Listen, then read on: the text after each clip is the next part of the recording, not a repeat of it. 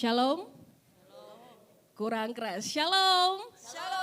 Puji nama Tuhan. Kita boleh ada sampai hari ini karena kebaikan Tuhan. Boleh katakan samping kiri kanannya, Tuhan itu baik. Haleluya. Mari kita bangkit berdiri Bapak Ibu. Kita sambut Tuhan kita Yesus Kristus. Terima kasih Tuhan.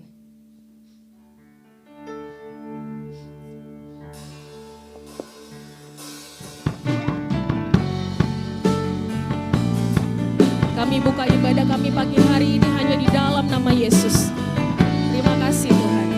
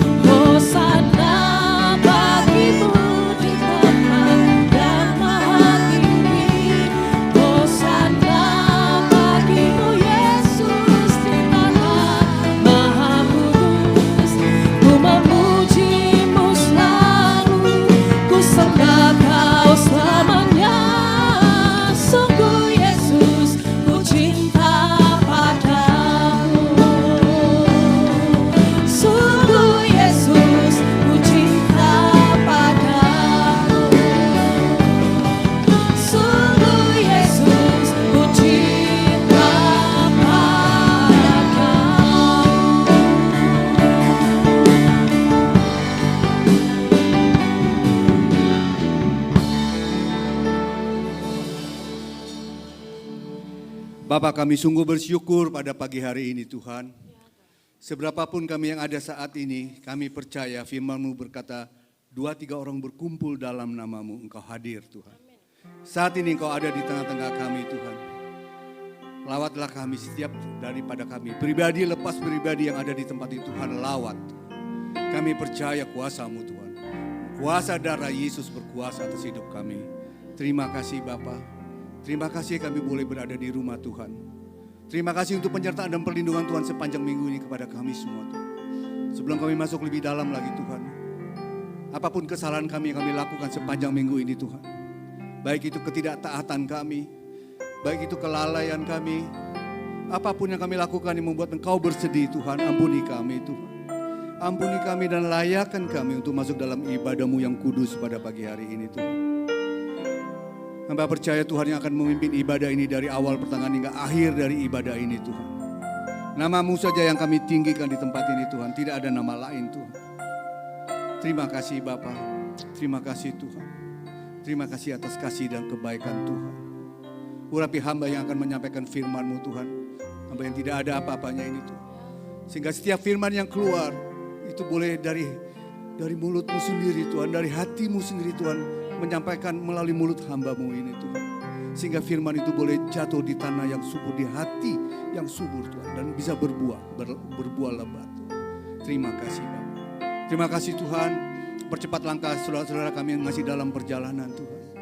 Terima kasih Yesus. Kami akan mulai ibadah ini dengan doa yang Tuhan ajarkan kepada kami. Bapa kami yang ada di surga, dikuduskanlah nama-Mu, datanglah kerajaan-Mu, jadilah kehendak-Mu di bumi seperti di surga. Berikanlah kami pada hari ini makanan kami yang secukupnya. Dan ampunilah kami akan kesalahan kami, seperti kami juga mengampuni orang yang bersalah kepada kami. Dan janganlah membawa kami ke dalam pencobaan, tetapi lepaskanlah kami daripada yang jahat, karena Engkaulah yang punya kerajaan dan kuasa dan kemuliaan sampai selama-lamanya. Semua yang percaya mari sama-sama kita katakan amin. Silakan duduk saudara. Terima kasih Tuhan. Terima kasih untuk kesempatan hidup yang masih Tuhan berikan bagi kami sampai hari ini. Kami datang dengan kerinduan hati untuk boleh berjumpa dengan Tuhan, untuk boleh menerima jamahan Tuhan dan lawatan Tuhan. Hanya di dalam hadirat Tuhan, kami boleh berjumpa dengan Engkau Tuhan. Kami buka hati kami selebar-lebarnya pagi hari ini untuk Tuhan.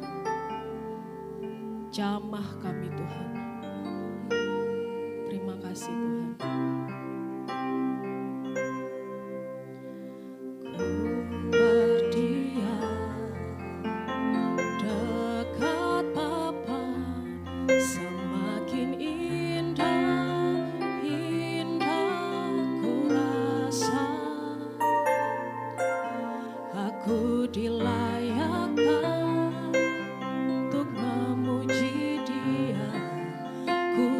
Kuduslah Raja segala Raja, ku bernyanyi bagi Dia korban terindah akan ku sembahkan, pujianku naikkan, jiwaku bersorak, aku diangkat semakin dekat dengan Bapa. Dalam hadiratnya ku rasa bahagia, dalam hadiratnya ada damai dan sejahtera, dalam hadiratnya ku temukan iman kekuatan, dalam hadiratnya ku temukan kasih-Nya.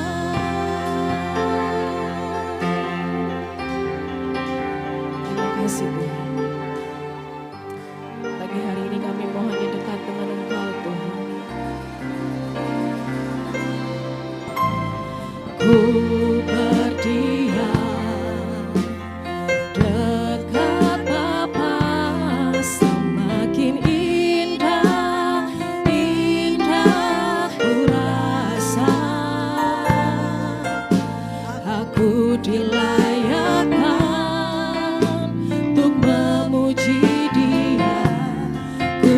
Kuduslah Raja segala Raja, ku bernyanyi bagi Dia korban terindah akan ku sembahkan, pujianku naikkan, jiwaku bersorak, aku diangkat semakin dekat dengan Bapa. Dalam hadiratnya ku rasa bahagia, dalam hadiratnya ada damai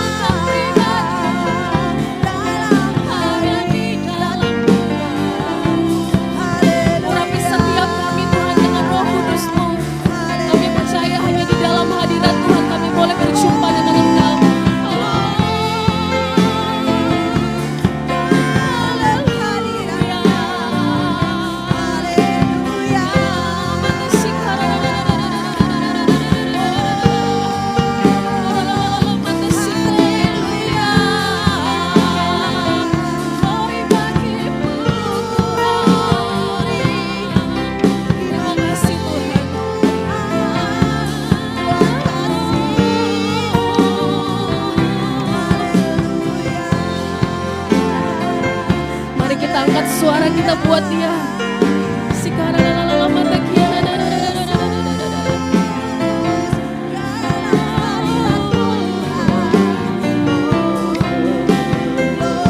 Terima kasih Tuhan.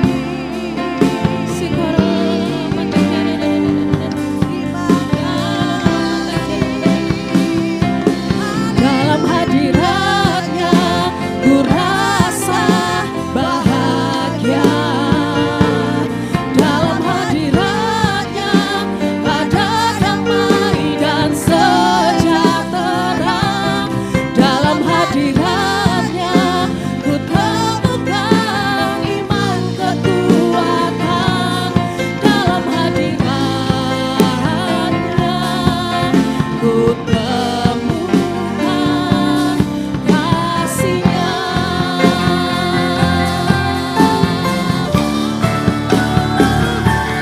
Dalam hadirat-Nya ku rasa bahagia.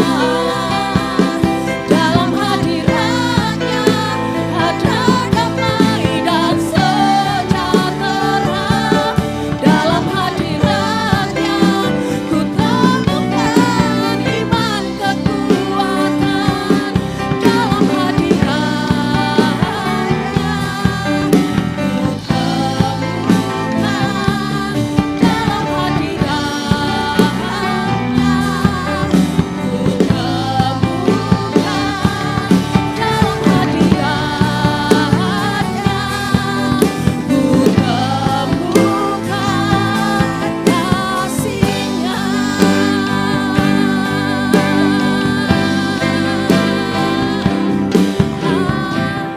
Amin Tuhan, kami percaya hanya di dalam hadirat Tuhan kami boleh mendapatkan damai sejahtera, sukacita dan ketenangan. Sebab itu Tuhan, seumur hidup kami mau berjalan dengan Tuhan.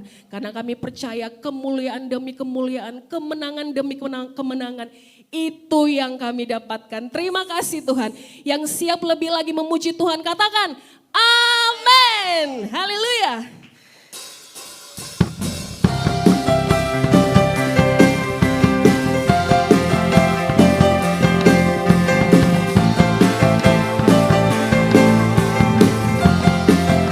Katakan tak pernah. Tak pernah ku ragu akan kesetiaan-Mu. Kau pegang hidupku.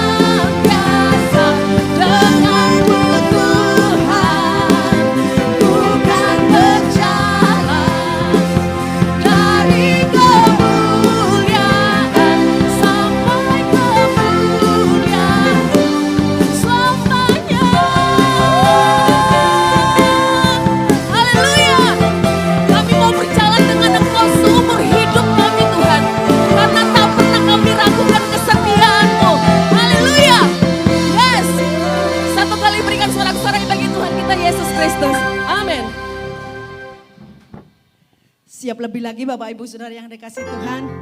Sorak-sorak kemuliaan bagi Dia. Yes, Dia sumber kemenangan kita. Haleluya, glory bagi Tuhan. Yes. Tepuk tangan bersama-sama buat Tuhan. Yes. Haleluya. Woo.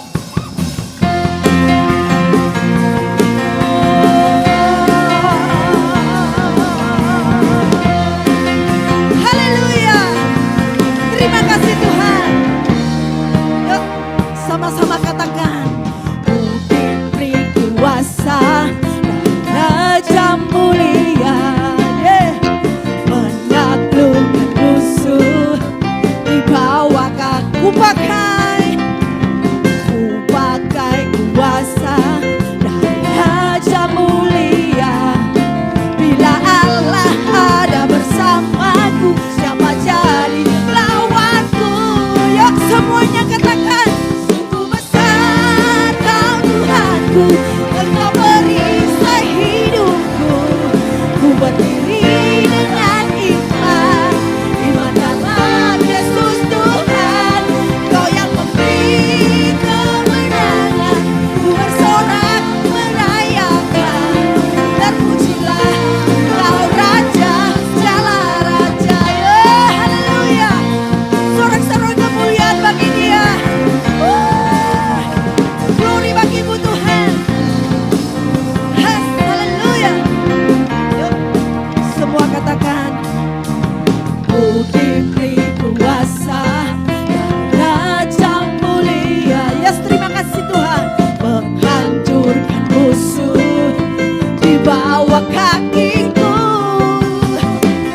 Pakai kuasa Rajamu. Katakan bila Allah ada bersama, siapa jadi lawan? Bila Allah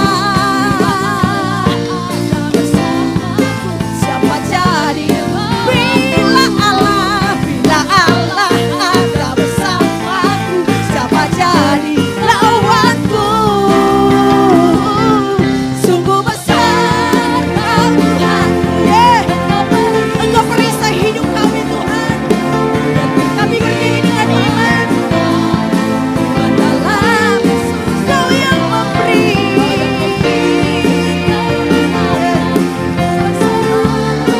Merayakan, terpujilah Engkau Raja segala. Sekali lagi katakan, sungguh besar Kau Tuhanku, perisai hidupku. Berdiri dengan iman, iman dalam Yesus Tuhan. Kau yang memberi kemenangan. Haleluya. Terpujilah Engkau Raja segala raja. Terpujilah Engkau Raja segala raja. Terpujilah Engkau Raja segala raja. Haleluya.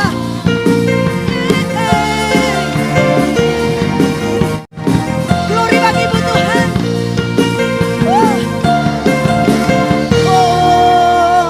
Sorak-sorak kemuliaan bagi Yesus. Haleluya. Kami persilakan duduk kembali. Haleluya. Luar biasa pagi hari ini. Terima kasih Tuhan. Buat sukacita Tuhan yang sudah limpahkan dalam hidup kami. Kami mau buka hati kami Bapa. Kami mau menerima berkat firman-Mu hari ini. Terpujilah Engkau. Oh, haleluya Yesus. Haleluya, glory bagimu Tuhan.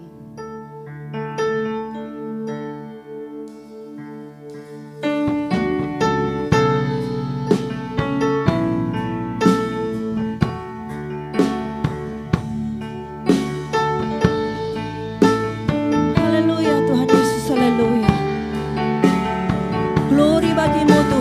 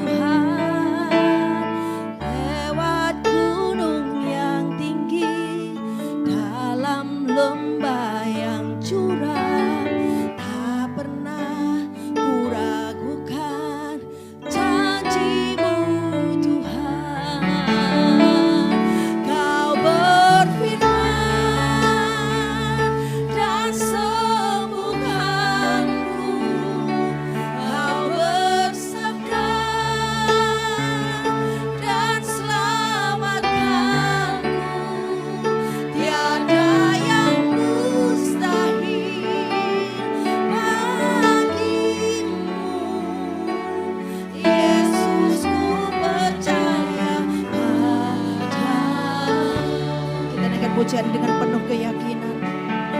Terima kasih Tuhan, terima kasih. Apapun yang terjadi dalam hidupku ini, tak pernah kuragukan kasih-Mu Tuhan. Lewat gunung yang tinggi, dalam lembah yang curam, tak pernah kuragukan janji-Mu Tuhan. Kau berfirman dan sembuhkan-Ku, amin Tuhan. Bersabda dan selamatkan-Ku, tiada yang mustahil bagimu. Yesus, ku percaya padamu. Kau berfirman, Kau bersabda dan selamatkan-Ku, tiada yang mustahil bagimu. Yesus, ku percaya padamu. Haleluya. Kau berfirman. Saya undang jemaat Tuhan sama-sama bangkit berdiri. Kita sambut firman Tuhan. Dan selamatkan-Ku, tiada yang mustahil bagimu. Yesus, ku percaya padamu. Tiada yang mustahil, tiada yang mustahil bagimu. Yesus, ku percaya padamu. Tiada yang mustahil, tiada yang mustahil bagimu. Yesus, ku percaya padamu.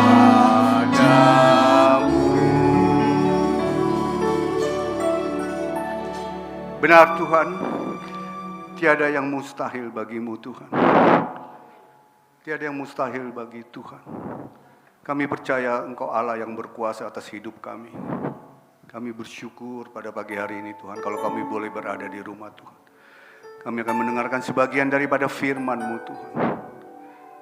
Biarlah firman ini boleh dimeteraikan dalam setiap hati anak-anak Tuhan yang ada di tempat ini Tuhan.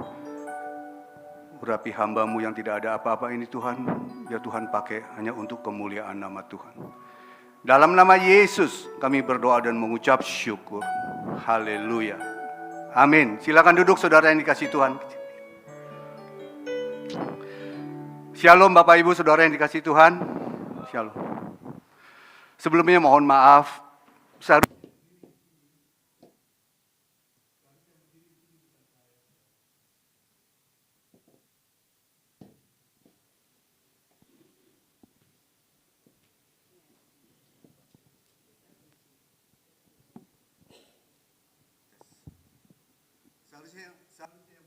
Bukan saya, hambanya Bapak Pendeta Anton.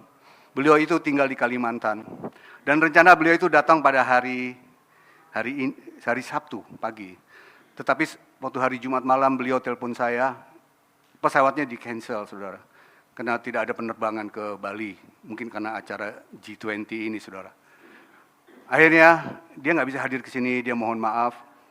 Ya, dia tiketnya itu di-refund atau di-reschedule saudara. Akhirnya saya mengambil inisiatif, saya harus menggantikan beliau pada pagi hari ini saudara. Amin saudara. Baiklah. Gimana kabarnya saudara? Baik semua ya. Banyak di antara kita yang minta izin, khususnya yang tinggal di daerah Nusa Dua saudara. Mungkin berhubung ada pembatasan atau bagaimana, dia minta izin hari ini itu tidak hadir di gereja. Tapi puji Tuhan, seberapapun kita yang ada di saat ini, saya percaya firman yang akan disampaikan boleh menjadi berkat buat saudara. Amin, saudara ya. Baiklah, firman Tuhan hari ini berbicara mengenai kuasa darah Yesus. Saudara percaya bahwa darah Yesus itu berkuasa? Amin, saudara. Ya. Alkitab mengatakan bahwa darah itu berbicara mengenai kehidupan. Darah itu berbicara mengenai nyawa. Nyawa suatu makhluk hidup. Kalau kita perhatikan saudara ya, di dalam perjanjian lama, selalu mereka melakukannya dengan apa? Doa kurban sebagai dengan darah, mengorbankan domba atau lembu, semua dengan darah, saudara. Darah itu sebagai materai. Bahkan Allah berbicara, membuat perjanjian dengan umatnya di masa lalu juga dengan melalui darah, saudara. Sebetulnya apa yang dilakukan di dalam perjanjian lama, itu semua melambangkan bahwa nanti akan ada seorang anak domba Allah yang tidak bercacat, tidak bernoda, yaitu Yesus Kristus yang menjadi kurban. Yesus itu adalah satu-satunya yang dapat menebus setiap umat manusia melalui darahnya yang kudus, saudara. Oleh karena itu Yesus datang ke dunia bukan untuk menghakimi, tapi dia datang ke dunia untuk apa, saudara? Untuk menyelamatkan setiap orang yang percaya tidak binasa, melainkan beroleh hidup yang kekal. Nah, tapi kenapa harus Yesus dikorbankan di atas kayu salib, saudara? Kenapa, saudara? Kenapa harus Yesus yang dikorbankan di atas kayu salib? Di sini saya mencatat ada dua hal. Yang pertama, karena penebusan dosa manusia itu tidak bisa dilakukan oleh manusia. Jadi manusia itu tidak bisa menebus dosanya sendiri. Apapun perbuatan manusia itu, dengan perbuatan apapun, kelakuan apapun, manusia tidak bisa menebus dosanya sendiri. Jadi hanya Allah, hanya Tuhanlah yang dapat menebus dosa manusia. Oleh karena itu, Allah menjelma menjadi manusia yang bernama Yesus. Dia harus mati di atas kayu salib dan darahnya itulah yang menebus dosa-dosa umat manusia, saudara. Itu yang pertama. Kenapa? Alasan yang kedua, kenapa harus Yesus? Ada di dalam Yohanes 3 ayat 16, saudara. Nggak usah dibuka. Kenapa? Karena begitu besar kasih Allah akan dunia ini, sehingga dia mengaruniakan anaknya yang tunggal. Sehingga setiap orang yang percaya tidak binasa, melainkan peroleh hidup yang kekal. Jadi dua alasan ini, saudara, kenapa Yesus harus dikorbankan di atas kayu salib. Pertama, karena manusia tidak bisa menebus dosanya sendiri. Yang kedua, karena kasihnya yang begitu besar pada dunia ini. Nah, di sini juga saya mencatat, saudara ya, ada 5 alasan. Mengapa Yesus harus menjadi korban melalui kematiannya di atas kayu salib. Ada 5 alasan, saudara. Yang pertama, setiap orang yang beriman, setiap orang yang percaya kepada Yesus, melalui kuasa darah Yesus, maka hidupnya akan didamaikan oleh Allah. Amin, saudara. Ya. Manusia itu adalah ciptaan Allah. Manusia adalah ciptaan Allah yang sempurna. Jadi karena manusia itu diciptakan segambar dan serupa dengan Allah. Jadi manusia itu adalah ciptaan yang sempurna, berbeda dengan makhluk-makhluk lain. Tetapi hubungan antara Allah dengan manusia itu terputus. Oleh karena apa, saudara? Karena pelanggaran manusia. Karena manusia melanggar perintah Tuhan. Dia memberontak. Sehingga terjadilah dosa. Jadi dosa mulai dikenal oleh umat manusia pada saat Hawa memetik buah larang yang dilarang itu, saudara. Pada saat itulah dosa itu terjadi, saudara. Maka itu, karena dosa itu adalah pelanggaran akan firman Allah. Karena mereka melanggar firman Allah, akhirnya mereka jatuh dalam dosa. Dan sejak saat itu, hubungan antara manusia dengan Allah itu terputus oleh karena dosa. Nah, manusia ada di bumi dan di bawah kuasa iblis. Nah, tapi oleh karena pengorbanan darah Yesus, oleh karena darah Yesus itulah, saudara, pengorbanan dia di atas kayu salib, yang tadinya kita menjadi seteru Allah, oleh karena pengorbanan darah Yesus, kita didamaikan dengan Allah. Coba kita lihat ayatnya di dalam Yohanes 5 ayat yang ke-10. Sebab jikalau kita ketika masih seteru diperdamaikan dengan Allah oleh kematian anaknya, lebih-lebih kita yang sekarang telah diperdamaikan pasti akan diselamatkan oleh hidupnya. Bahkan Tuhan katakan apa, saudara? Yang tadinya kita adalah musuh Allah, seteru Allah. Tuhan katakan bahwa kita bukan lagi hamba, kita adalah sahabat Allah, saudara. Sahabat Allah, saudara. Kalau hamba itu adalah orang yang tidak akan menahu soal tuannya, saudara. Itu adalah hamba. Tapi kalau sahabat itu adalah orang yang sejajar, saudara. Sejajar, setara, saudara. Ya, Alkitab katakan kadang-kadang sahabat itu lebih daripada saudara, saudara. Betul nggak, saudara? Ya, kadang-kadang sahabat itu lebih daripada saudara. Saya pernah mengalaminya, saudara.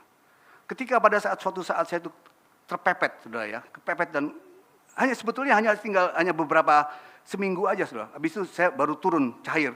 Tapi pada saat itu saya sangat membutuhkan. Saya mengharap dari saudara saya ada aja alasannya, saudara. Inilah, itulah, inilah itu. Tetapi saya cerita dengan sahabat saya, dia tidak banyak omong, langsung dia membantu saya, saudara. Kadang-kadang sahabat itu lebih daripada saudara, saudara. Ya. Oleh karena itu Tuhan katakan kita ini adalah sahabat Allah. Yohanes 15 ayat 15, nggak usah dibuka, saya bacakan. Aku tidak menyebut kamu lagi hamba, sebab hamba tidak tahu apa yang diperbuat oleh tuannya. Tetapi aku menyebut kamu sahabat, karena aku telah memberitahukan kepadamu segala sesuatu yang telah kudengar dari Bapakku. Jadi yang namanya sahabat, saudara, itu tidak ada rahasia antara sahabat dengan sahabat. Semua terbuka, saudara. Jadi karena kita sahabat Kristus, maka kita akan tahu apa yang menjadi kehendak Allah dalam hidup kita. Saudara, di dalam suatu perdamaian, ya, pada umumnya nih, di dalam kehidupan kita sehari-hari, kalau ada sesuatu konflik mau didamaikan, tentunya kan harus ada kedua belah pihak yang menyetujui, kan? Harus ada syarat-syarat yang disetujui, kan? Nah, kita ini adalah makhluk yang mulia. Ya, Tuhan menciptakan manusia tujuannya jelas, loh. Tujuannya jelas Tuhan untuk memuliakan nama Tuhan.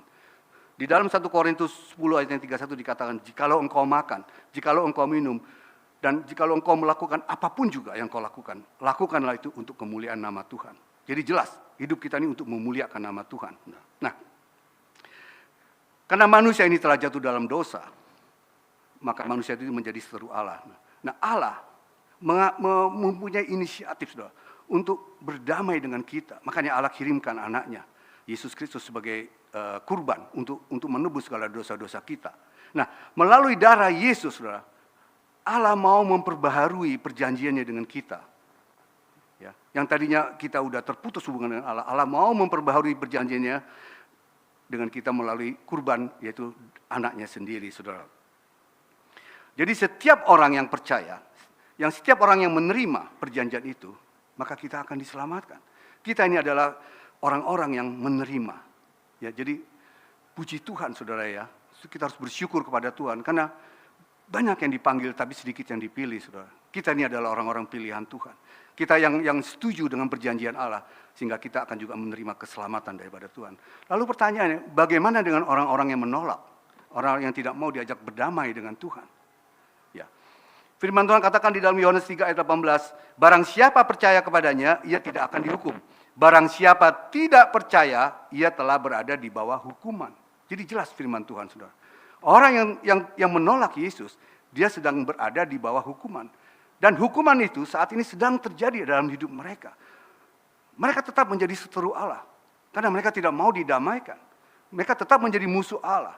Dan mereka tetap hidup di dalam gelap. Tidak ada terang, karena Yesus itu adalah terang dunia. Kalau kita di dalam Yesus, maka kita juga di dalam terang. Tapi orang di luar Yesus, dia hidup dalam kegelapan.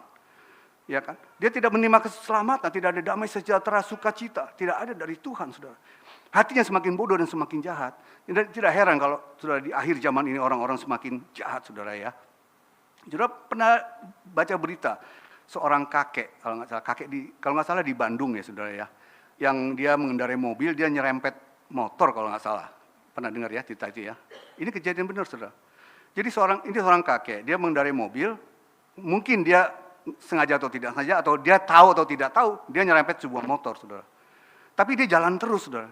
Mungkin dia juga namanya udah pikun atau bagaimana, nggak ngerti ya, saudara. Atau dia juga nggak tahu kalau dia nyerempet motor. Dia jalan terus. Nah, harusnya kan kalau dia tahu, dia harusnya berhenti, diselesaikan, didamaikan, ya kan? Ya ganti rugi atau gimana. Tapi ini si kakek, dia jalan terus, saudara. Mungkin dia juga nggak tahu kalau dia nyerempet motor itu. Nah, otomatis motor ini dikendarai oleh 2 orang anak muda. Otomatis motor ini mengejar mobil itu kan.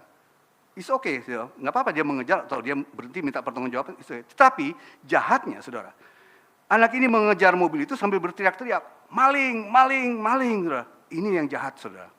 Akibatnya Orang-orang lain yang mendengar kata itu ikut-ikutan ngejar semua. Karena dia nganggap bahwa orang itu mencuri mobil itu mobil curian gitu. Kejar, akhirnya terkepung. Lalu apa yang terjadi, saudara? Dia tahu itu orang tua kakek. Dia nggak pikir panjang terus, saudara. Dikeroyok orang tua itu, dipukulin. Sampai akhirnya dia mati, saudara. Coba bayangin, saudara. Kalau orang hidup dalam kegelapan, dia nggak ada kasih, saudara. Dia begitu sadis, saudara. Sampai orang ini mati akhirnya, saudara. Karena orang ini pun juga mati kan mungkin dia nggak tahu salah dia apa gitu kan. Mungkin ya seharusnya kan diberitahu ya, nggak perlu harus main hakim sendiri. Nah ini saudara jelek ya kita, saudara ya. Karena hukum jelas mengatakan bahwa kita tidak boleh apa, saudara, main hakim sendiri kan. Ya. Nah jadi orang yang hidupnya di dalam kegelapan, dia mengartikannya salah, saudara. Karena tidak boleh main hakim sendiri, dia main hakimnya rame-rame, saudara. Dia keroyok itu. Berarti dia kan nggak salah kan? Menurut dia, saudara. Ya itulah. Kalau orang hidup di dalam gelap, dia menganggap bahwa dosa-dosa itu, kesalahan itu adalah suatu kebenaran, saudara. Karena dia tidak tahu yang benar itu yang gimana, saudara ya. Nah itu yang pertama. Kalau kita memiliki iman percaya kepada Yesus, melalui kuasa darah Yesus kita didamaikan dengan Allah. Dan yang kedua, kalau setiap orang yang percaya, beriman kepada Yesus, dan melalui kuasa darah Yesus, kita akan dibenarkan, saudara. Hidup kita akan dibenarkan. Orang yang hidupnya benar adalah orang yang beriman kepada Yesus. Jadi kita ini bisa hidup benar bukan karena kita benar. Kita bisa hidup benar karena kita dibenarkan oleh yang benar. Ya, saudara ya. Yang siapa yang benar? Ya Yesus itu. Dia adalah kebenaran sejati. Jadi kita dibenarkan oleh karena dia yang membenarkan kita itu benar. Ya itu Yesus, saudara. Ya, jadi jangan ada orang bermegah diri, jangan ada orang merasa hebat, saudara ya. Karena apa? Karena orang itu hidupnya dibenarkan bukan karena dia melakukan hukum Taurat, tidak, saudara. Melakukan hukum Taurat itu artinya melakukan kebaikan. Ya, hukum Taurat itu kan 10 perintah Allah mengajarkan kebaikan. Jadi orang yang hidupnya benar bukan dia melakukan hukum Taurat, tetapi orang yang beriman kepada Yesus. Karena hukum Taurat dia tidak punya kuasa untuk membenarkan seseorang, tetapi darah Yesus itu berkuasa untuk membenarkan setiap orang. Amin, saudara. Nah, jadi prinsip pembenaran itu adalah prinsip juga keselamatan. Kita lihat coba di dalam Galatia 3 ayat yang ke-11. Sini dikatakan, dan bahwa tidak ada orang yang dibenarkan di hadapan Allah karena melakukan hukum Taurat adalah jelas. Karena orang yang benar akan hidup oleh iman.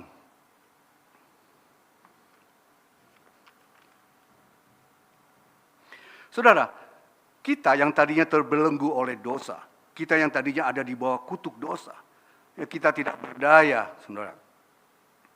Terus kita selalu dibayang-bayang oleh murka Allah, tetapi oleh karena kasih karunia Tuhan, kita dibebaskan, hidup kita dibenarkan. Hidup kita dibenarkan, kita dibebaskan sehingga kita tidak lagi ada di bayang-bayang murka Allah. Firman Tuhan di dalam Roma 5 ayat yang pertama saya bacakan, saudara ya. Sebab itu kita yang dibenarkan karena iman, kita hidup dalam damai sejahtera dengan Allah oleh karena Tuhan kita Yesus Kristus. Amin. Selanjutnya yang ketiga, saudara. Orang yang beriman kepada Yesus, orang yang percaya kepada Yesus, melalui kuasa darah Yesus, kita akan ditebus, saudara. Awal penciptaan manusia mulanya, manusia itu diciptakan sempurna. Manusia itu bergaul erat dengan Allah. Ya. Nah, manusia itu juga punya kemuliaan. Dan manusia awalnya diciptakan itu hidup kekal, tidak mengalami kematian, saudara. Tetapi karena dosa, karena pelanggaran, sejak saat itu maka manusia itu berada di bawah dosa, di bawah kutuk. Manusia itu ada di bawah kuasa iblis karena dosanya. Nah, Yesus datang ke dunia melalui darahnya yang tertumpah, saudara. Dia menebus dosa saudara dan saya. Alkitab katakan tidak ada keselamatan bagi umat manusia tanpa darah Kristus. Ini jelas, saudara. Tidak ada keselamatan bagi umat manusia tanpa darah Kristus. Karena Yesus itu adalah satu-satunya jalan. Hanya dia jalan untuk menuju ke surga. Firman berkata, akulah jalan dan kebenaran dan hidup. Tidak ada satu orang pun akan sampai ke rumah Bapa kalau tidak melalui aku. Jadi satu-satunya jalan untuk bisa mendekati Tuhan, Darahnya ini harus tertumpah. Darahnya ini harus tercurah. Jadi Yesus yang menggantikan posisi kita. Seharusnya kita yang digantung di atas kayu salib, saudara, bukan Yesus. Karena orang yang digantung di atas kayu salib itu adalah orang yang dikutuk. Pada masa itu, salib itu merupakan lambang kutuk, saudara. Jadi orang yang digantung di atas kayu salib itu pasti orang yang dikutuk. Seharusnya kita yang dikutuk. Harusnya kita yang menanggung dosa kita sendiri. Kita yang ada di atas kayu salib. Tetapi Tuhan menggantikan posisi saudara dan saya, saudara. Ya, di 1 Petrus 1 ayat 18 ayat 19 dikatakan bahwa kamu telah ditebus dari cara hidupmu yang sia-sia, yang kamu warisi dari nenek moyangmu itu, bukan dengan barang yang fana, bukan pula dengan perak atau emas, melainkan dengan darah yang mahal, yaitu darah Kristus, yang sama seperti darah anak domba, yang tidak bernoda dan tidak bercacat, saudara. Luar biasa, saudara, ya. Ada sebuah cerita, saudara, ya. Mungkin ada sebagian yang sudah mendengar cerita ini. Di sebuah desa yang cukup besar, desa itu penduduknya cukup banyak. Ada seorang pencuri ulung, saudara. Pencuri ini begitu lihainya, begitu ulungnya, saudara, sehingga susah sekali untuk ditangkap. Tetapi suatu ketika, pencuri ini mengalami nasib yang naas. Dia tertangkap, saudara. Nah, waktu dia tertangkap, penduduk desa itu ramai-ramai memegang dia, lalu dibawa menghadap raja, saudara. Karena mereka juga udah kesal gitu, karena banyak barang-barang mereka yang hilang, dicuri. Lalu dibawa orang ini menghadap raja. Dan akhirnya raja memberi keputusan bahwa orang ini harus dihukum. Hukum pancung. Dia bilang. Jadi besok pagi jam 6, begitu bel berbunyi, teng, lonceng berbunyi, orang ini sudah harus dipancung, saudara. Dan kabar itu disebarkan ke seluruh desa itu, saudara. Akhirnya nyampe kepada seorang ibu tua, saudara. Ibu tua ini adalah ibu dari anak ini, saudara. Begitu dia mendengar kabar ini, dia hatinya hancur, saudara. Dia sangat sedih karena dia ini adalah anak satu-satunya. Walaupun anaknya ini kelakuannya tidak baik, tapi dia tetap anaknya, saudara. Lalu dia menghadap raja. Dia minta mohon kepada raja untuk ada pengampunan, saudara. Tapi raja bilang, setiap keputusan yang sudah diambil tidak bisa ditarik kembali. Jadi mau nggak mau anak ini harus dipancung, saudara. Dan keesokan paginya, penduduk sudah ramai-ramai berbondong-bondong dia datang, saudara. Dia datang ke tempat itu yang sudah ditentukan, dan di tempat itu nggak jauh ada lonceng besar, saudara. Lonceng yang ditarik pakai tali gitu, saudara, ya. Nah, penduduk itu udah berkumpul di situ semua, ya. Dia menunggu peristiwa pemacungan orang ini, ya. Nah, jam 6:05 mereka sudah berkumpul semua di situ. Dan ketika jarum jam menunjukkan jam 6, lonceng itu tidak berbunyi, saudara. Orang mesti menunggu terus. Karena kalau lonceng itu tidak berbunyi, maka eksekusi ini dibatalkan, saudara. Kan perintah dari raja, jam 6 bunyi lonceng harus dipancung. Kalau lonceng itu nggak berbunyi, maka dia nggak akan dipancung, saudara. Sampai jam 6:05, masih juga nggak berbunyi lonceng ini, saudara. Ditarik-tarik masih nggak bunyi, saudara. Lalu tiba-tiba, tali yang menarik itu, saudara, mengalir darah di dalam tali itu, saudara. Lalu orang cepat-cepat naik ke atas tinggi, saudara, mau melihat apa yang terjadi di atas itu. Karena di atas itu ada sebuah lonceng besar dengan sebuah bandul yang besar. Ternyata saudara tahu apa yang terjadi. Pagi-pagi sekali, sang ibu ini, dia berusaha untuk naik ke atas lonceng itu, saudara. Dia memeluk bandul itu, dan dia mengikat dirinya di bandul itu, saudara. Sehingga ketika talinya ditarik, maka bandul itu tidak akan berbenturan dengan dinding lonceng. Sehingga tidak, karena ada ibu ini yang mengganjal gitu, saudara. Tetapi akibatnya kepalanya hancur, rusak tuh. Hancur karena kebentur bandul yang besar itu, saudara. Berkali-kali kebentur, karena dicoba terus ditarik. Nah, peristiwa ini membuat orang itu akhirnya menjadi bersedih, saudara. Apa yang dilakukan ibu ini, saudara, suatu pengorbanan yang luar biasa, saudara. Jadi apa yang dilakukan oleh ibu ini, itulah yang dilakukan oleh Tuhan kita, Yesus Kristus, saudara. Seharusnya kita yang dihukum, bukan dia, saudara. Tapi dia mau menanggung segala beban, saudara, hukuman, saudara, kutuk yang ada dari diri kita. Dia mau nanggung di atas kayu salib. Saudara, cerita ibu ini, saudara, mengingatkan kita bahwa kita tuh harus bersyukur, saudara. Kalau kita ada sampai saat ini, saudara, itu karena kebaikan Tuhan. Itu karena kemurahan Tuhan, saudara. Ya. Jangan sia-siakan pengorbanan Yesus yang begitu besar dalam hidup kita. Apapun yang kita lakukan, saudara, itu belum bisa membalas kebaikan Tuhan. Ya, apapun yang kita lakukan belum bisa membalas kebaikan Tuhan. Apalagi kita tidak melakukan apa-apa. Kurang ajar saudara, ya kan? Melakukan aja belum bisa membalas, apalagi tidak melakukan. Oleh karena itu saudara, lakukanlah. Waktu yang ada ini saudara pergunakan untuk memuliakan nama Tuhan saudara. Ya, sebarkan kasih, sampaikan kepada setiap orang siapa itu Yesus. Bagaimana pengorbanan yang begitu luar biasa dalam kehidupan kita saudara. Amin saudara. Oke, yang selanjutnya.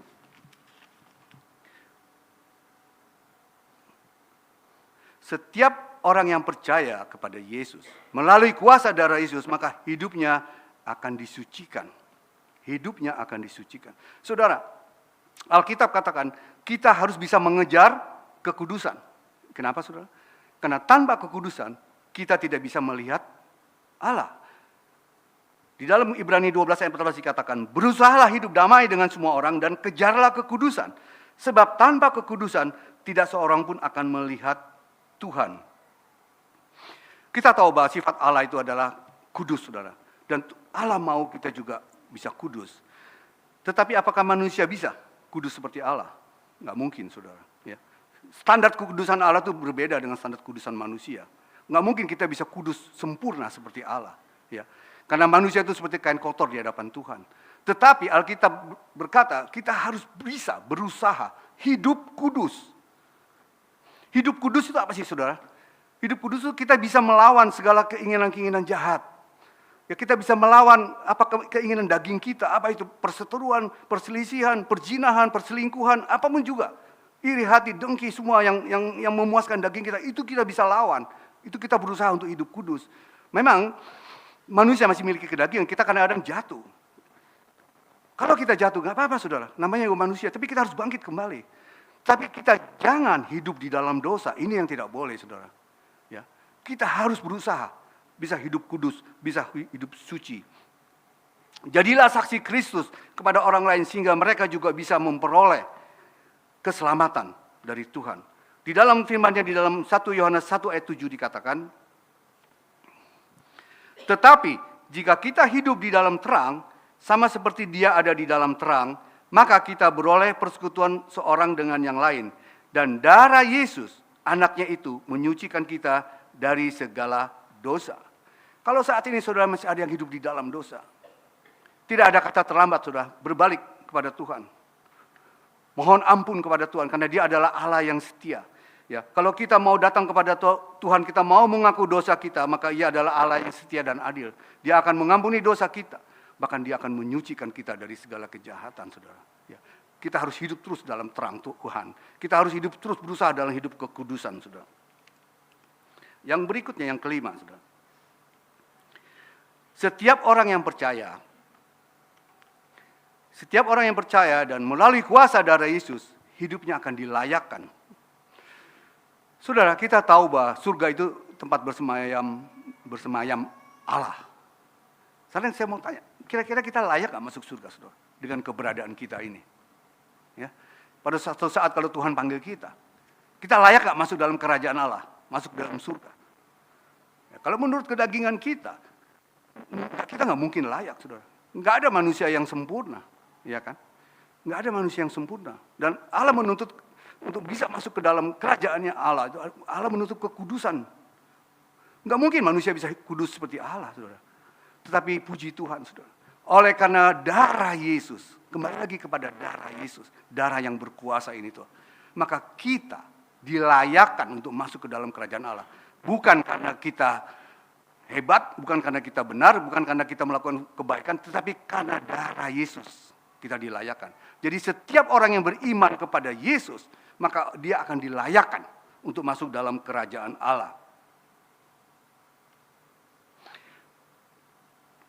Dan Yesus katakan sebelum dia naik ke surga, dia katakan kepada murid-muridnya, aku akan pergi dan aku akan menyiapkan tempat bagi saudara dan saya. Dan aku akan kembali lagi untuk mengajak saudara di mana aku berada, engkau pun berada. Inilah saudara, luar biasanya Yesus. Dia pergi ke surga tapi dia tidak pernah meninggalkan anak-anak yang dikasihinya. Nah, coba kita lihat ayat di dalam Yohanes 14, ayat yang pertama sampai yang ketiga. Yohanes 14 ayat yang pertama sampai yang ketiga. Janganlah gelisah hatimu, Percayalah kepada Allah, percayalah juga kepadaku. Ayat 2, di rumah Bapakku banyak tempat tinggal. Di rumah Bapakku banyak tempat tinggal. Jika tidak demikian, tentu aku mengatakannya kepadamu. Sebab aku pergi ke situ untuk menyediakan tempat bagimu. Aku pergi ke situ untuk menyediakan tempat bagimu. Dan apabila aku pergi ke situ dan telah menyediakan tempat bagimu, aku akan datang kembali dan membawa kamu ke tempatku, supaya di tempat di mana aku berada, kamu pun berada. Inilah janji Tuhan, saudara. Makanya dialah yang melayakkan kita untuk bisa masuk dalam kerajaan Allah. Inilah firman-Nya, Tuhan. Ya. Jadi berbahagialah kita yang bisa beriman kepada Yesus. Kita tahu kemana nanti kita pergi. Pada suatu saat kita dipanggil Tuhan, kita sudah punya jaminan keselamatan. Kemana kita pergi, kita tahu dengan jelas, saudara. Ya. Bukan mudah-mudahan, kita ada kepastian. Inilah firman yang mengatakan, di mana aku berada, kamu berada, aku menyediakan tempat bagimu. Yesuslah, darahnya itu yang melayakkan saudara dan saya untuk bisa masuk dalam kerajaan Allah, saudara. Saudara yang dikasihi Tuhan, saya mau bersaksi sedikit, saudara ya. Saya mau bersaksi, mungkin sudah ada yang mendengar kesaksian saya ini. Karena ini peristiwa sudah lama sekali. Tapi saya percaya kesaksian yang akan saya sampaikan ini bisa menjadi berkat buat saudara. Karena banyak juga yang belum mendengar tentang kesaksian saya ini. Dan ketika saya menyiapkan firman Tuhan, walaupun keadaannya sangat minim, saudara ya. Tapi Tuhan gerakan hati saya untuk menyampaikan kesaksian ini.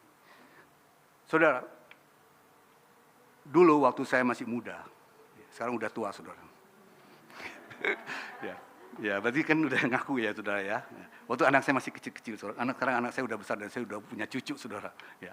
Nah, saya itu datang dari keluarga orang percaya, dari sebuah gereja yang tenang, saudara. Dari sebuah gereja yang tenang. Hidup saya sih fine-fine aja. Saya tiap minggu ke gereja, saya nggak, ya biasa-biasa aja. Sampai suatu ketika, saudara, ada saudara saya itu yang mengajak saya untuk pergi ke suatu persekutuan doa.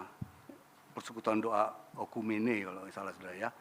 Nah, saya dari kecil sudah dibaptis dan saya ada di lingkungan keluarga yang gerejanya yang tenang gitu, saudara. Nah, ketika saya diajak ke persekutuan itu, saudara, saya tuh merasa aneh, saudara. Ini kok aneh ya? Tepuk-tepuk tangan, teriak-teriak, kadang-kadang ada yang nangis. Wah, ini sesat, saudara. Sesat, saya nggak mau lagi datang, saya bilang. Enggak, saya bilang. Ya kaget lah saya, saudara ya, karena belum pernah kan. Tetapi anehnya, saudara, minggu depan kok pengen pergi lagi, saudara. Pengen terus, saudara. Akhirnya saya pergi lagi, saudara. Saya pergi lagi. Terus berulang-ulang, sampai pada suatu saat saya merasa, apakah saya salah, saudara? Ketika saat itu saya di gereja saya itu, ya saya nggak mau sebutkan, saudara. Nanti sudah tahu gereja mana saya, kan nggak usah. Jadi saya terus rindu untuk mencari lebih tahu dan lebih tahu lagi. Dan suatu ketika saya diajak oleh saudara saya ini ke sebuah KKR. Dan di dalam KKR itu saya melihat, saudara, kuasa Tuhan didemonstrasikan begitu luar biasa. Dia bilang, darah Yesus berkuasa. Darah Yesus, pada saat pencurahan Roh Kudus, darah Yesus, banyak orang yang tumbang, saudara, manifestasi. Dan banyak dari mereka yang tumbang langsung didekati oleh pendeta, yang ditumbangin tangan, dalam nama Yesus, darah Yesus berkuasa. Orang itu sadar kembali, saudara. Saya bilang, wow, luar biasa. Karena saya belum pernah melihat hal-hal seperti itu kan, belum pernah ada. Nah, singkat cerita, saudara. Suatu itu saya memiliki sebuah pabrik, saudara. Pabrik rotan. Saya ekspor rotan ke beberapa negara, saudara. Nah, di pabrik rotan saya itu, saudara ya, itu ada cukup besar, ada mes laki-laki, mes perempuan tinggal di dalam pabrik itu. Saat itu saya belum jadi pendeta, saudara. Nah, tapi saya sudah mulai ikut gitu. Nah, suatu ketika, karena permintaan begitu banyak, saya harus memperluas pabrik saya, kan, saudara. Nah, di ujung pabrik itu ada semacam apa ya? Harusnya kan dia kotak, tapi nggak jadi kotak, jadi bentuknya begini, saudara. L gitu, saudara. Karena itu ada kuburan di situ, saudara. Ada sekitar 7 atau 8 kuburan di situ. Kuburan lama dan penduduk setempat di situ. Karena pabrik saya itu di belakang itu rumah penduduk, saudara. Nah, orang-orang yang masih muda-muda tinggal di mes, tapi orang yang udah ada umur, yang udah berkeluarga, dia tinggalnya di belakang, dia ngontrak di belakang pabrik. Nah, satu-satunya jalan untuk bisa produksi saya ini bisa lancar, saya harus memperluas tempat saya. Lalu saya hubungi, saya cari tahu siapa pemilik ahli waris dari kuburan itu, saudara. Dan singkat cerita, saya bertemu dengan mereka, lalu saya kasih ganti rugi dan sebagainya, saudara. Dan kubur itu diangkat, dipindahkan, saudara. Nah, disinilah mulai terjadinya peristiwa ini, saudara. Yang tadinya di tempat kami itu tidak ada masalah apa-apa, semua berjalan dengan aman, lancar, tidak ada gangguan apapun juga. Tetapi ketika kubur ini diangkat, dan langsung saya pasang tembok, saya kurung kan tempat itu, karena udah jadi milik saya. Dan di situ tempat kerja bagian finishing, untuk finishing kursi-kursi itu, saudara, ada di situ. Dan setiap maghrib sore, setiap sore, saudara, yang kerja di situ tuh, saya kan kerja sampai lembur di situ, saudara, karena banyak permintaan. Yang kerja di situ lari semua ke dalam, bilang, Pak, bau bangke, katanya. Sudah bau bangke, bilang. Coba, tenang, saya ke sana, emang bau, saudara. Saya tahu ini bukan bau bangke, bau mayat, saudara, bukan bangke, saudara. Kalau bangke lain baunya. Tapi saya menghibur mereka, ini cuma ada bangke tikus di sini. Udah kamu tenang aja, terus kerja, nggak masalah. Saya juga di sini kok, saya nggak kemana-mana, saya bilang. Udah mereka kerja, terus kerja. Tetapi saudara, peristiwa pengangkatan kuburan ini, ada roh di situ yang tidak suka sebenarnya, saudara ya. Setiap malam, mes perempuan ini, khususnya perempuan ini sering digoda, saudara. Dia sering kerasukan setan, saudara. Teriak tiap malam, teriak ini. Tapi nggak lama dia berhenti, bisa lagi, sadar lagi, saudara. Diangkat sama teman-temannya, dia bisa sadar lagi. Dan suatu ketika ada seorang pegawai saya baru, ya, perempuan, orangnya kecil, saudara. Umurnya belasan tahun gitu, saudara ya. Dia punya seorang paman tinggal di belakang. Ya, atas rekomend dari pamannya, dia kerja di saya, saudara. Dia baru masuk. Nah, ini anak kerasukan, saudara. Dia tinggal di mes, dia kerasukan. Rupanya yang masuk ke dia itu, setannya bukan satu kali, banyak kali, saudara. Kuat sekali. Dan nggak lepas-lepas. Anak ini terus teriak-teriak, saudara. Teriak-teriak, berontak terus. Sampai akhirnya dibawa ke kontrakan pamannya di belakang pabrik, saudara, di situ. Dibawa ke situ. Ketika itu saya datang agak siang, lalu paman itu udah nunggu saya. Terus dia bilang, Pak, bagaimana Pak, keponakan saya ini Pak, dia kerasukan, dia bilang, teriak-teriak terus sekarang Pak. Ada di mana, saya tanya. Ada di rumah saya Pak. Oke, saya ke sana, saya bilang, saya ke sana. Saudara, tadinya tujuan saya ke sana cuma mau lihat, saudara. Pengen tahu aja kan, benar nggak sih kerasukannya. Waktu saya ke sana, saudara, udah banyak orang di sana, saudara, penuh. Ya, orang udah ngumpul di sana dan udah banyak sesajen, saudara. Macam-macam sesajen di situ. Ini anak, saudara, anaknya kecil perempuan, tetapi yang megang dia 2 orang orang-orang saya, orang laki 4 orang megang, 2 megang, 1 megang tangan kanan, tangan kiri dan kakinya. Itu pun nggak kuat, saudara. Ini masih berontak terus, tenaga aja begitu luar biasa, saudara. Dia sambil berusaha berontak, sambil berteriak-teriak, minta minum darah. Waduh, matanya itu jelalatan, mulutnya keluar busa. Waktu siang itu, serem amat saya bilangnya. Saya belum pernah lihat seperti ini, saudara ya. Tapi saya dihadapkan seperti ini, saudara. Tapi nggak tahu kenapa saat itu, saudara. Kok saya tergerak, saudara. Saya lihat kan pendeta itu kan, enak banget tuh bang. Dalam nama Yesus, kuasa darah Yesus, orang jatuh sadar. Coba saya bilang gitu, saudara. Ya coba, padahal saya nggak punya pengalaman apa-apa dan saya nggak tahu apa-apa, saudara. Saya cuma modal nekat, saudara ya. Saya mau coba, saudara. Benar-benar saya deketin, saudara. Seakan-akan saya seorang pendeta gitu, padahal saya belum pendeta. Dalam nama Yesus, dia bilang, keluar. Dia diem, saudara. Bukannya diem, dia marah, saudara. Dia marah, dia berontak, dia bangun. Tangan saya ini mau dimakan, saudara, mau digigit. Coba, mau digigit. Saya tarik, ini. Kok gini, saya bilang, kok nggak seperti, kok nggak seperti pendeta itu ya, kok gini? Terus saya bilang, oh iya ya, tadi saya lupa berdoa, saya bilang, kan namanya juga baru, saudara. Lupa berdoa, kan main lonong aja kan. Lalu saya berdoa tuh, nggak tahu saya berdoa apa, saya lupa juga. Saya langsung kepegang lagi tuh, dalam nama Yesus keluar. Terus dia mulai bereaksi, saudara. Nah, kena nih saya pikir, saudara ya. Saya kan harusnya nggak boleh tanya jawab. Ya. Saya nanya lagi sama dia. Siapa kau? Saya bilang gitu. Dia jawabin, Mbak. Suaranya berat, besar. Waduh, Mbak saja. Saya bilang lagi, kenal Tuhan Yesus? Tidak, katanya. Aduh, saya bilang, berani dengan Tuhan Yesus? Berani, katanya. Coba saudara bayangkan. Saya orang yang baru, saudara ya, baru bertumbuh, baru memulai ikut Yesus, dihadapkan seperti ini. Gimana nggak goyah iman saya, saudara? Katanya nama Yesus itu berkuasa, darahnya berkuasa. Ini kenal aja enggak, malah dia nantang lagi berani. Ya kan? Waduh, saat itu saya mulai goyah, saudara. Apa benar yang selama ini dikatakan bahwa Yesus itu berkuasa?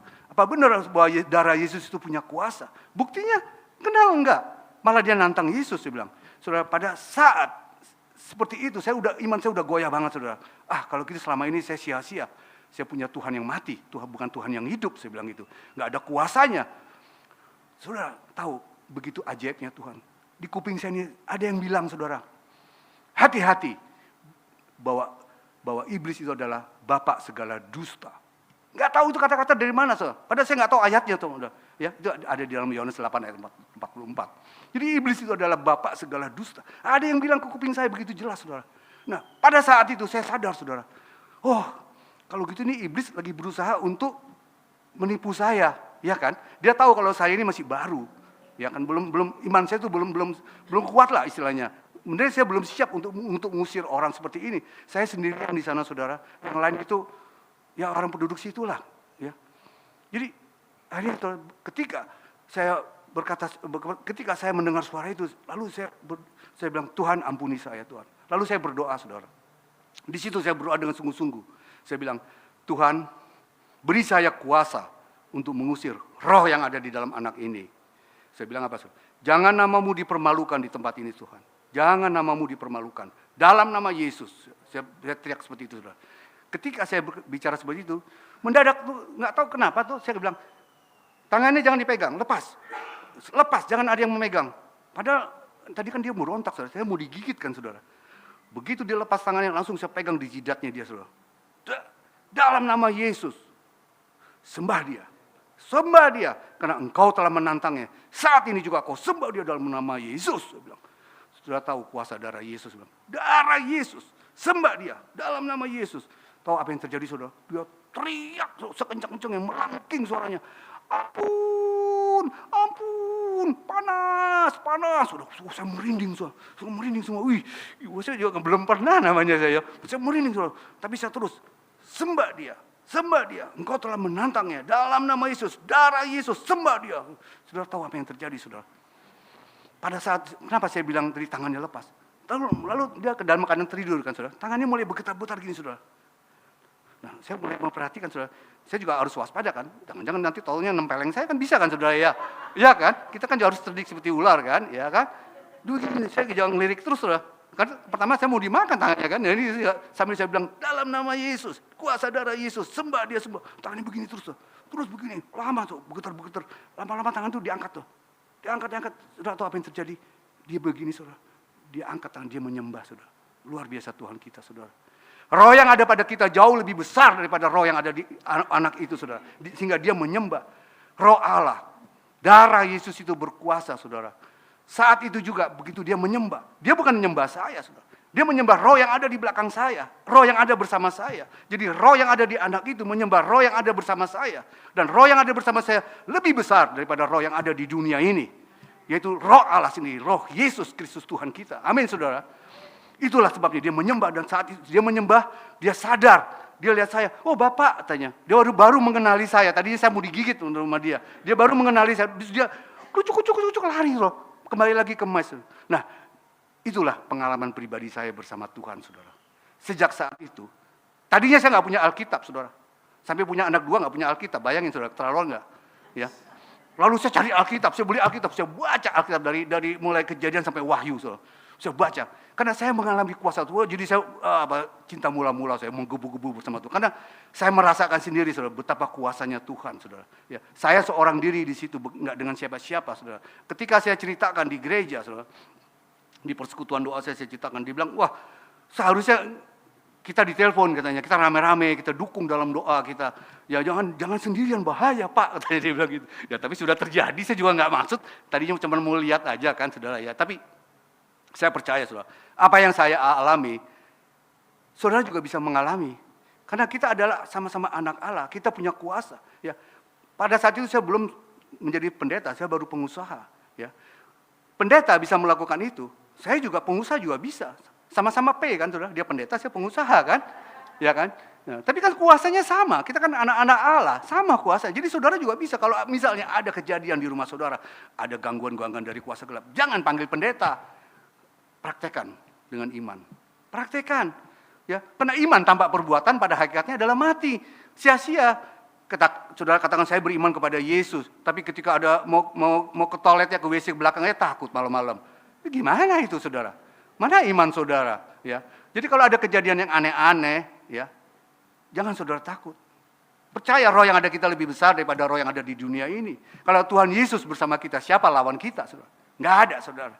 Ya, amin saudara. Nah, jadi saudara minta kepada Tuhan. Minta suatu pengalaman pribadi seperti apa yang saya alami. Nah, sejak saat itu saudara, saya katakan Tuhan, saya tidak akan pernah meninggalkan Engkau. Apapun yang terjadi dalam hidup saya tetap akan melayani Tuhan dalam seumur hidup saya. Karena saya tahu nama Yesus, darah Yesus itu bukan sekedar nama. Itu mempunyai kuasa. Kalau kita punya iman percaya, maka itu terjadi dalam hidup kita. Ya, jadi saudara harus minta suatu pengalaman pribadi bersama Tuhan. Ada sebuah cerita saudara ya. Ada seorang jenderal. Mungkin saudara juga pernah dengar cerita ini ya. Jenderal ini baru pulang perang saudara. Ya. Dan sebelum dia masuk kota dia melewati harus melewati perdesaan. Dan di sebuah desa itu ada rumah yang besar. Itu adalah rumah sahabatnya saudara. Jenderal ini baru pulang perang dan dia melewati dengan rombongan itu lewat ke depan rumah sahabatnya. Dan sahabatnya sudah menunggu dia.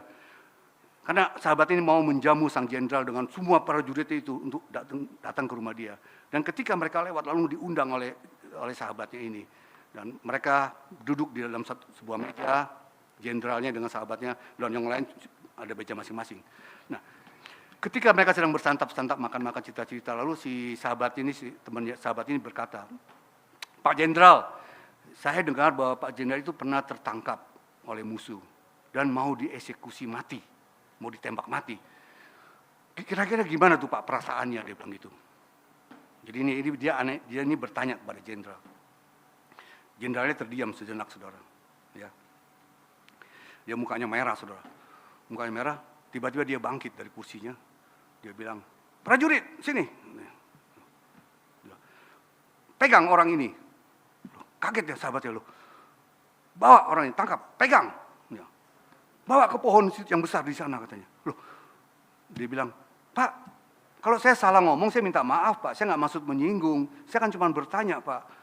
Tapi kalau saya bersalah, saya minta maaf Pak. Dia nggak peduli. Bawa ke pohon itu. Ikat di pohon itu. Diikat. Dia teriak-teriak. Nih si sahabatnya. Dia minta maaf. Bilang, kan saya nggak punya salah apa-apa. Kan saya cuma bertanya, kenapa kok saya harus diginikan? Tetap, jenderalnya nggak peduli. Ikat dia. Tutup matanya, saudara. Matanya ditutup, saudara. Lalu, apa yang terjadi, saudara? Jenderalnya memanggil apa? Siapkan regu tembak. Ini orang ini mau dieksekusi, saudara. Oleh sang jenderal. Hitungan ketiga, tembak, dia bilang. Lalu udah siap semua. Senjatanya dikokang gitu. 1, 2, ya sudah stop, katanya. Udah stop, udah balik semuanya. Ajak orang itu kemari lagi katanya. Saudara bayangkan, bagaimana perasaan orang itu saudara. Pasti udah lemes kan saudara ya. Udah gak karu-karuan kan saudara ya. Mungkin juga udah ngompol kali saudara ya. Karena ketakutan kan.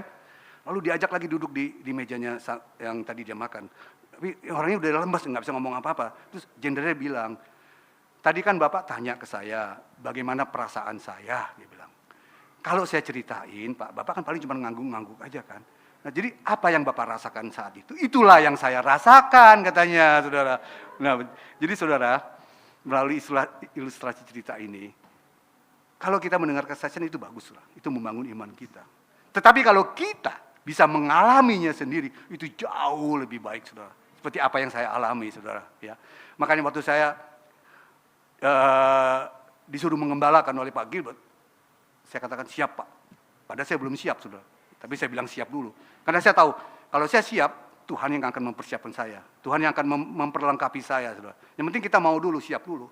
Ya. Jadi kalau saudara diperintahkan untuk bisa melayani Tuhan, layani Tuhan. Jangan bilang, oh saya nggak punya kemampuan. Layani, nanti Tuhan yang memampukan saudara. Percayalah saudara. Ya. Asal kita mau dulu. Tapi kalau kita udah nggak mau dulu ya percuma. Mau diapain juga percuma kan saudara. Ya kan nggak ada gunanya. Gitu saudara. Jadi melalui kesaksian saya ini, melalui firman yang saya sampaikan ini saudara. Saya mau menegaskan kepada saudara bahwa darah Yesus itu sangat berkuasa. Darah Yesus itulah, oleh karena darah Yesus itulah kita didamaikan oleh Tuhan. Oleh karena darah Yesus itulah kita ditebus. Oleh karena darah Yesus itulah kita disucikan oleh Tuhan. Oleh karena darah Yesus itulah kita layak untuk masuk dalam kerajaan Allah. Itulah Tuhan kita Yesus Kristus. Berbahagialah kita yang mendengarkan firman Tuhan dan melakukannya. Karena firman Tuhan itu bukan hanya untuk didengar, tapi harus dilakukan. Karena iman tanpa perbuatan pada hakikatnya adalah mati, sia-sia, nggak guna. Tuhan Yesus memberkati kita semua. Amin. Shalom jemaat yang dikasihi Tuhan, mari kita saksikan pengumuman ibadah sepekan. Terima kasih untuk pelayanan Bapak Gembala Pester yang Ketirta. Tuhan Yesus memberkati dimanapun Bapak melayani. Mari bergabung bersama saudara seiman dalam Surga di Keluargaku setiap hari Jumat pukul 7 malam yang akan diadakan melalui Zoom. Doa bersama hari Sabtu pukul 10 pagi. Ibadah Raya Minggu 20 November pukul 10 pagi akan dilayani oleh Bapak Pendeta Paulus Bella Francia. Ibadah sekaligus perayaan Natal akan diadakan tanggal 25 Desember pukul 10 pagi. Jika ada jemaat yang ingin berpartisipasi dalam mendukung perayaan Natal, telah disediakan kotak persembahan di depan pintu gereja. Sekian pengumuman hari ini, terima kasih untuk perhatiannya, Tuhan Yesus memberkati. Mari saudara kita bangkit berdiri, kita akan mengakhiri ibadah kita. Bapak, kami sungguh bersyukur punya Allah seperti Engkau Tuhan. Kami bangga punya Allah seperti Engkau Tuhan. Allah yang penuh dengan kuasa. Terima kasih Bapak. Kalau hamba boleh menyampaikan firman-Mu Tuhan, biar Tuhan menteraikan firman itu Tuhan. Sehingga setiap pribadi yang mendengar firman ini, dia boleh melakukan, mempraktekkan kuasa Tuhan dalam hidupnya. Terima kasih Bapak. Terima kasih Tuhan. Bersyukur Tuhan untuk ibadah hari ini berjalan dengan lancar, dengan penuh sukacita karena kami tahu Engkau ada di tengah-tengah kami saat ini Tuhan. Khusus kami juga berdoa Tuhan untuk anak-anak Tuhan 1 minggu ke depan.